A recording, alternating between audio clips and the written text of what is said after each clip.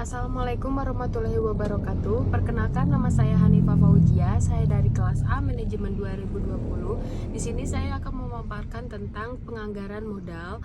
Yang pertama, penganggaran modal atau capital budgeting adalah sebuah proses pengembalian keputusan oleh manajemen atas kegiatan yang akan memberikan tingkat pengembalian investasi atau return on investment dari lebih dari 1 tahun. Penganggaran modal umumnya melibatkan kegiatan pengambilan keputusan untuk pengadaan aset yang tetap memiliki masa manfaat lebih dari 1 tahun.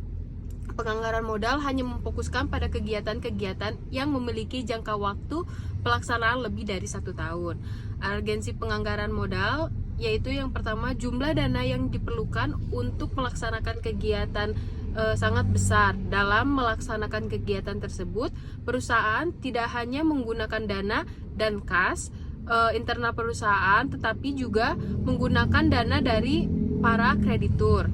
Jika kegiatan yang akan dilaksanakan oleh perusahaan mengalami kegagalan, maka perusahaan kemungkinan besar akan mengalami kesulitan untuk melunasi segala yang terkait dengan kegiatan tersebut.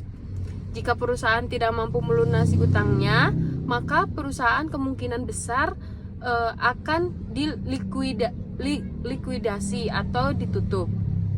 Kegiatan penganggaran modal memerlukan banyak sekali sumber daya yang ada di perusahaan. Tidak hanya uang, tetapi juga fasilitas dan sumber daya manusia. Kegagalan dalam memilih dan menjalankan proyek yang tepat dapat mengakibatkan perusahaan mengalami kerugian yang sangat besar, sehingga dapat berdampak buruk pada kondisi keuangan perusahaan itu sendiri. Sebaliknya, jika kegiatan yang dijalankan oleh perusahaan dilaksanakan dengan sukses, maka perusahaan akan memperoleh keuntungan yang sangat besar di masa yang akan datang. Kondisi ini dapat memperkuat posisi perusahaan dibandingkan dengan pesaingnya. Ketiga, ada teknik dan konsep penganggaran modal. Yang pertama yaitu penganggaran modal dapat membantu manajemen perusahaan dalam memproses pengembalian keputusan untuk pelaksanaan sebuah kegiatan.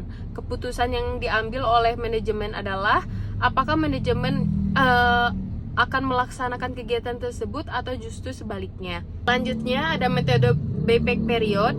Metode payback period mengukur lamanya waktu yang dibutuhkan oleh sebuah kegiatan untuk menutupi pengeluaran investasi awalnya atau kembali modal.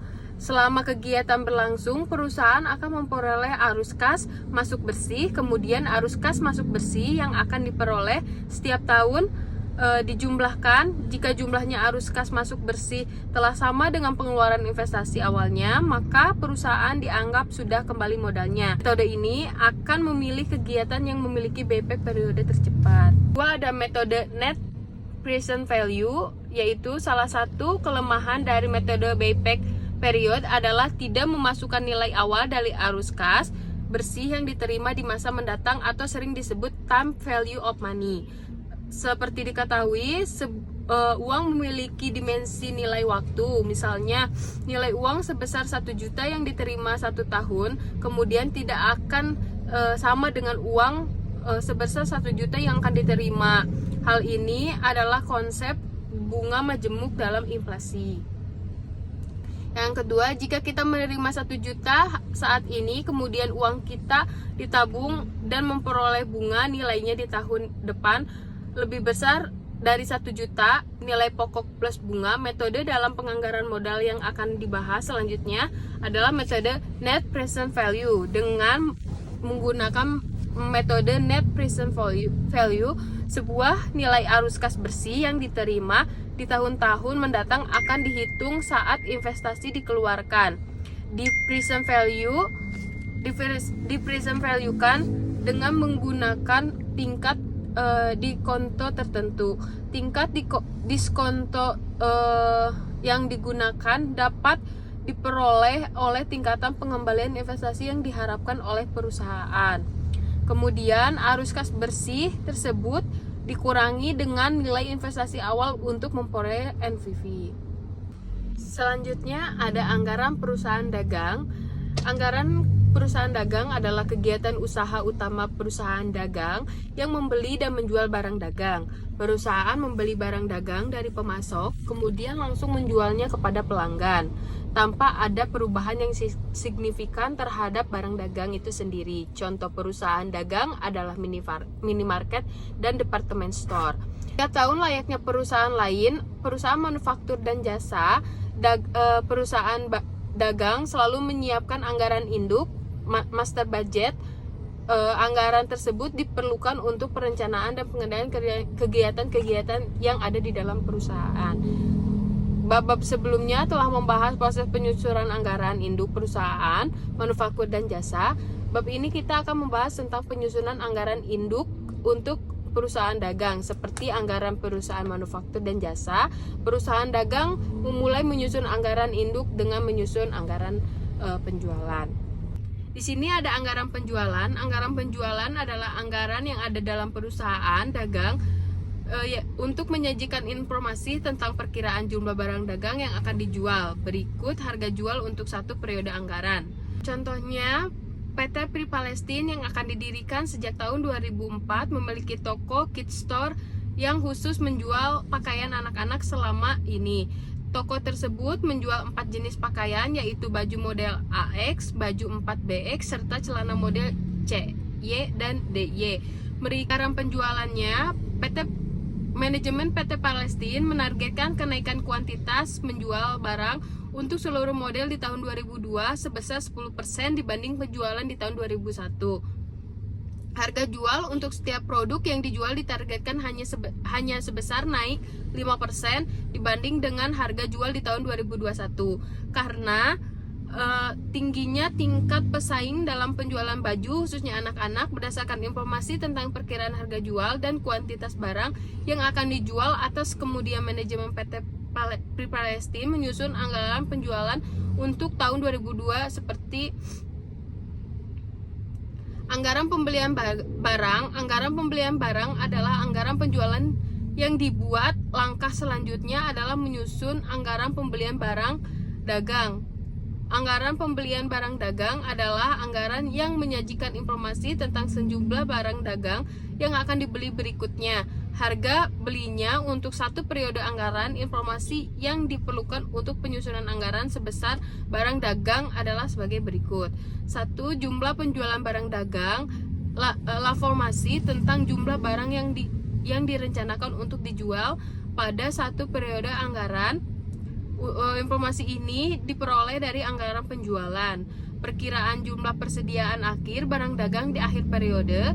Informasi tentang jumlah persediaan akhir barang dagang diperoleh dengan menganalisis kebijakan perusahaan terkait dengan penyediaan barang dagang yang dimiliki di akhir periode.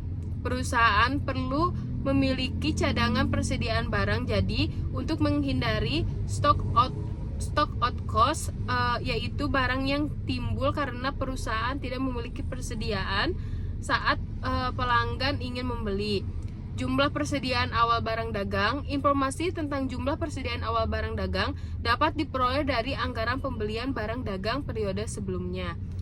Yang ketiga, perkiraan harga pembelian barang dagang untuk satu periode. Selain informasi dengan kuantitas barang dagang yang akan dibeli, perusahaan juga harus memperkirakan harga pembelian barang dagang dari pemasok. Informasi ini dapat diperoleh dengan menanyakan secara langsung kepada para pemasok tentang harga jual barang dagang mereka untuk periode anggaran mendatang.